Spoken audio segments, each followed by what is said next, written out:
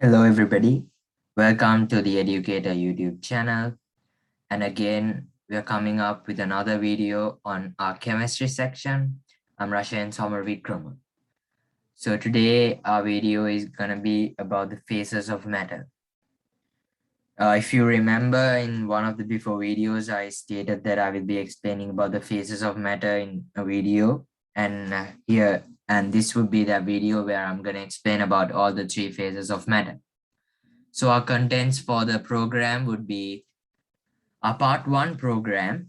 This video would be, the contents would be knowing about what are the phases of matter, and then starting off with the phase of solid, the first phase of matter, identifying its properties and structure and analyzing them as a whole. So moving first to our question tag first one, what are the phases of matter? So if you have already, as I told, if you have already studied this field, you might be knowing about the three phases of matter. And also if you have not studied, don't worry, because I will be explaining about the phases of matter, what they are, and about the three. We'll be analyzing them. I'm going to give you some tricks on analyzing the phases of matter and remembering their properties. So hope you enjoy. What are the phases of matter? The main phases of matter include solid, liquid, and gas.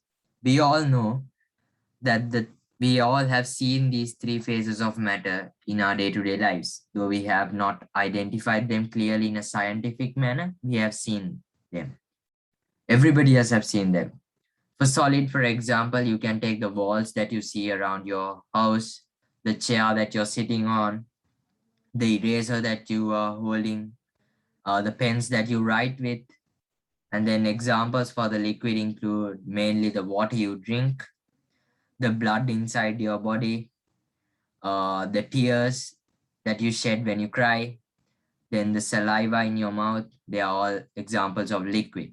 Then for the gases, if you don't know that we living beings take in oxygen to live. So oxygen is taken in through our nose from the air. So oxygen is a gas.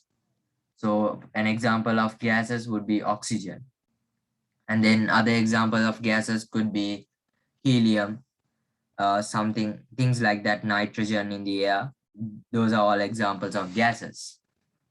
Moving next. Okay, our next topic would be the properties of solid. So moving on to the first property of solid, it states a solid has a definite volume and a definite shape. Okay, so I'm gonna bring up some statements about the properties of the solid, and I'm gonna give you reasons behind why I'm saying that this statement is true, so that you would get a clear idea of why these statements are regarded the common properties of the solids. So our first statement states that a solid has a definite volume and a definite shape. So providing a reason for this statement, I would like to explain the intermolecular force of attraction. That is a force that holds the atoms of a solid together close to each other is very strong. So the reason for this solid having a definite volume and a definite shape, firstly, the intermolecular force of attraction, the force that keeps the molecules of within the solid is very close together is very strong. The molecules are strongly held and arranged in order. So they have a definite volume and a definite shape.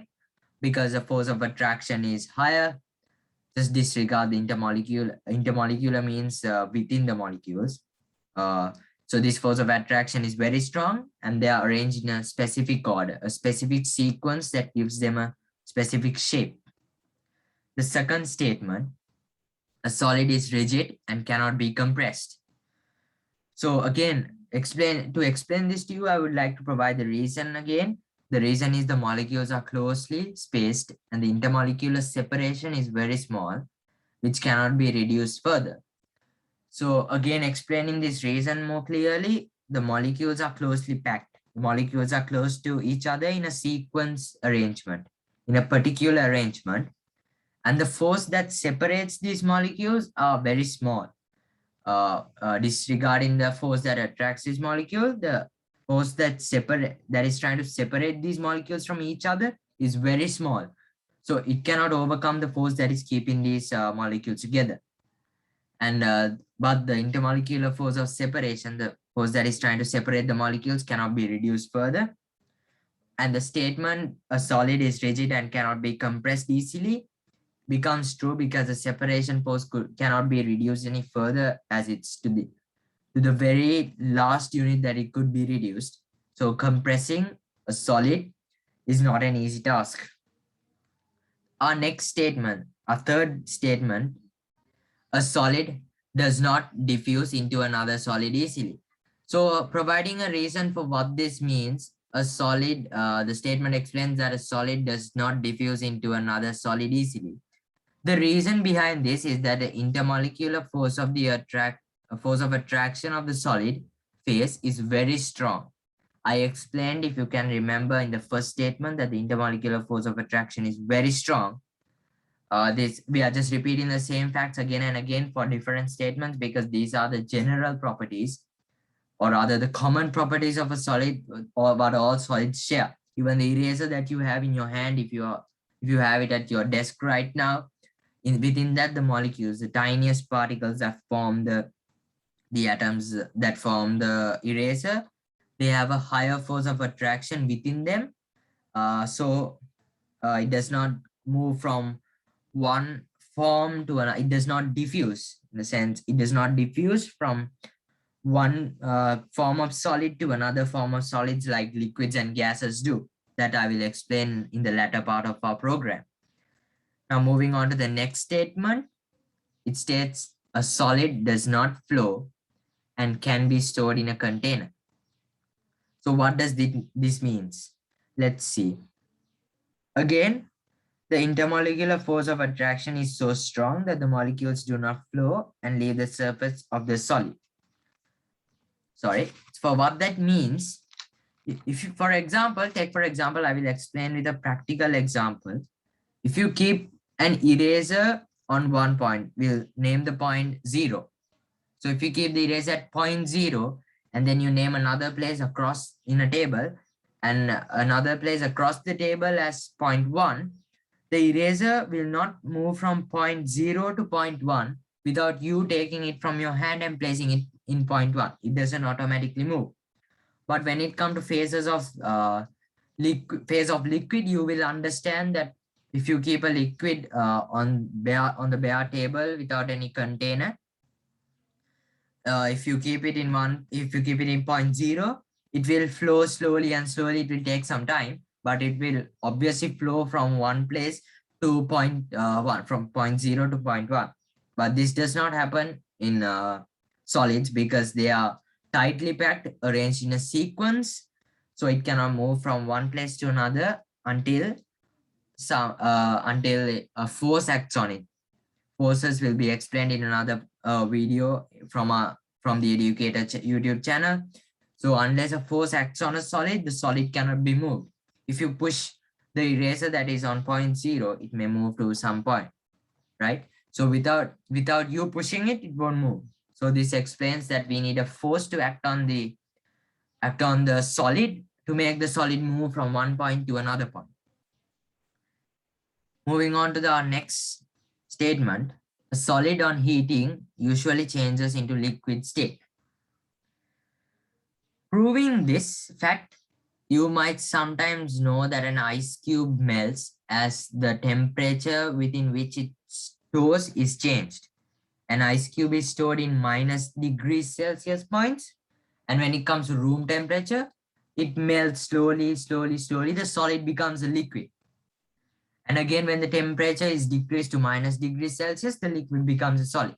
This is called a phase change from solid form to liquid, or from the liquid form to solid.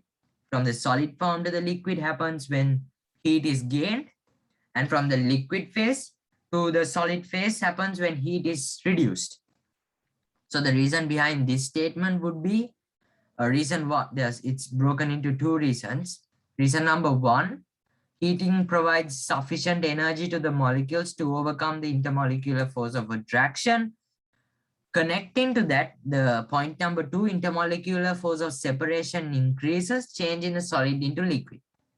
Now, if you could run your mind back to the first statements that I explained about something called intermolecular force of attraction and the intermolecular force of separation. Going to the first statement that I explained, I said that the intermolecular force of a solid, intermolecular force of attraction of a solid is very strong. I said that the molecules, the energy within the molecules that keep them attracted together, reduce them from separating from each other, is really, really strong. But here in this case, once you increase the heat on a solid, on the other hand, the intermolecular force of separation, the force that is making the molecules that are binded together with the force of attraction to separate is increasing, while the intermolecular force of attraction that is keeping the molecules together, that is reducing. So you can see that while one is reducing, the other one is increasing. When heat is reduced, the opposite happens. Here, when heat is gaining from solid, moving from solid to liquid state, intermolecular force of attraction reduces, intermolecular force of separation increases. But when you move from liquid to solid, the intermolecular force of separation decreases, while the intermolecular force of attraction increases. So, moving on, next we have another part of our video, what you saw in the contents, the structure of the solids. So here also I will be explaining about two structures. First of all, the arrangement of a solid and the motion of a solid. So the arrangement would be basically about how the particles within a solid are formed.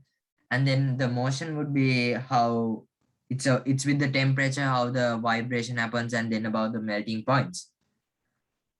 So moving on, first we have the arrangements, as I promised. The arrangements of the solid. It states that particles in a solid are usually packed close together with a regular arrangement. While they do vibrate slightly, they do not move from place to place. A solid's volume and shape are fixed, which means that the particles are rigid and stay in place. If I explain this to you more in a more detailed manner, I would move on to the next slide. I will discuss both these slides together so it's easier. It is not easy to compress a solid as there is not much space between the particles. As solid particles are unable to move past each other, it is not easy to make a solid flow. As solids are hard to compress, it is known as the condensed phase. You can, if you're writing down the notes, you can highlight the condensed phase so that it will be easy for you to remember that the solid is a condensed phase. And the next statement, they cannot move around but vibrate around a fixed point. I promised I will explain them clearly. Solids have the lowest kinetic energy. We don't have another slide, so I'm going to explain these two. The particles in a solid are usually packed close together with a regular arrangement. If you can remember, in the properties of the solid, I explained that the solid solid is rigid and cannot be compressed easily. And I also explained under the reason that the molecules are closely packed. Their space between them is so less. They're closely packed in a sequence arrangement, I explained. This sequence arrangement is what is explained here as packed close together with a regular arrangement. The regular arrangement is a sequence arrangement, and packed close together is that the space between the molecules of a solid is very less. So this also explains they do vibrate.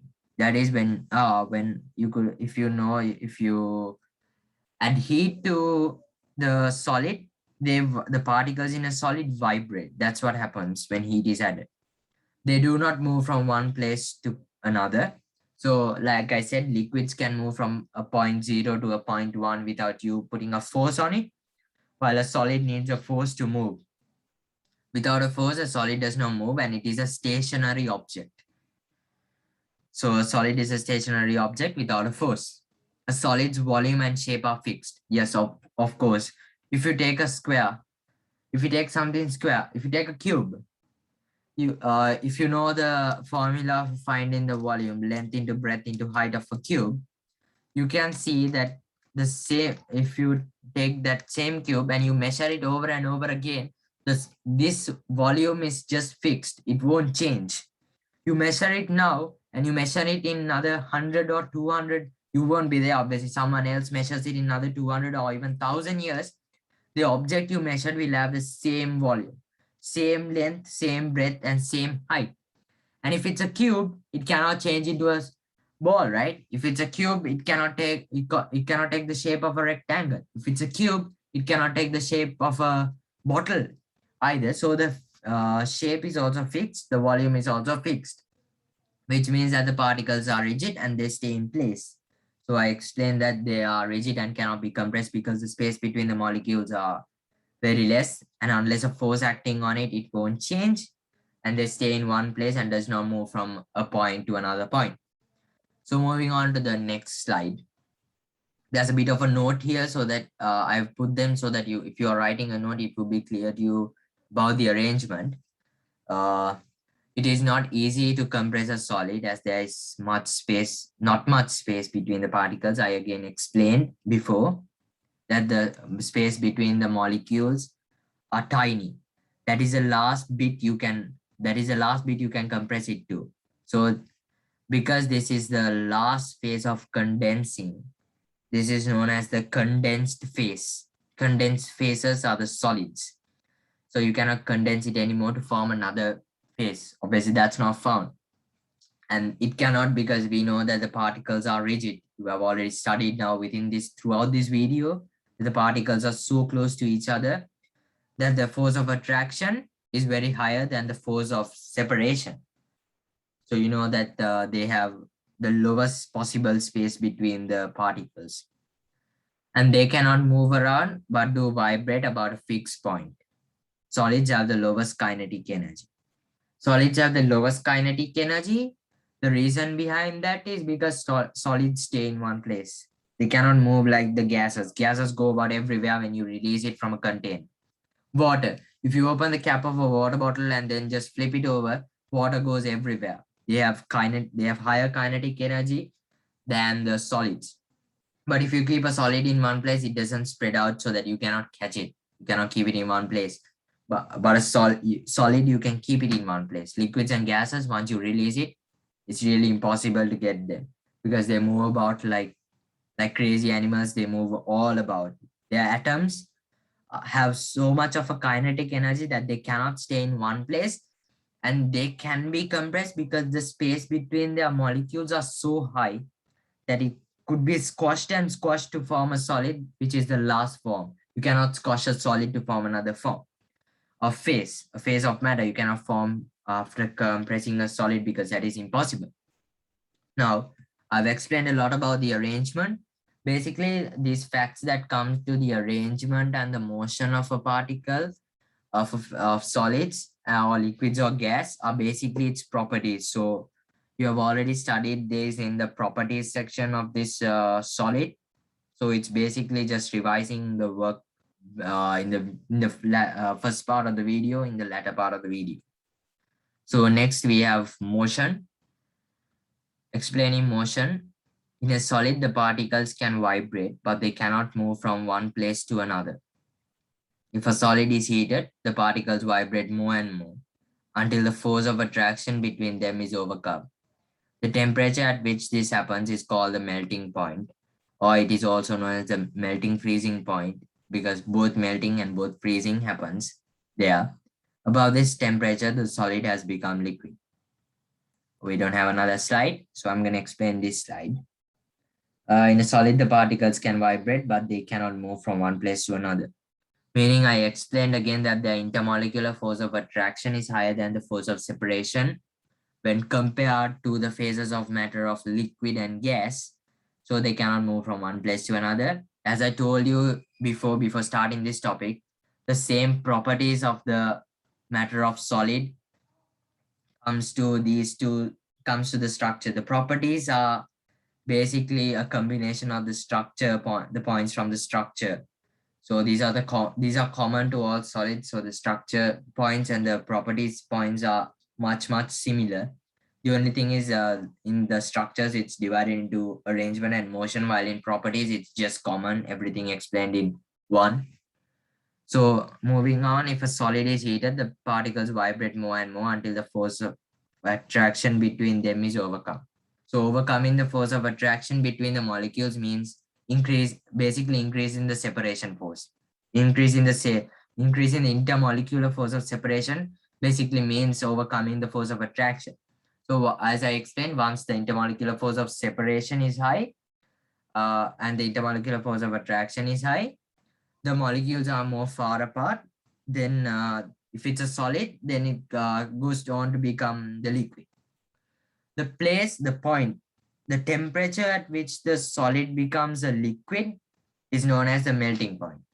The point where a liquid becomes a solid is known as a freezing point. So this is the same. This is basically, it's called the melting and freezing point. If you remember the heating curve video in our YouTube channel that was posted earlier, I explained about the melting and freezing point. One place where both happens, both melting and freezing happens. So above above the melting point temperature, the solid has become a liquid.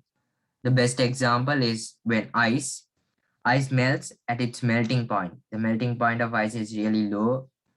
Even at room temperature, it changes into a liquid easily. So that's the best example we could take, as you all might have seen it.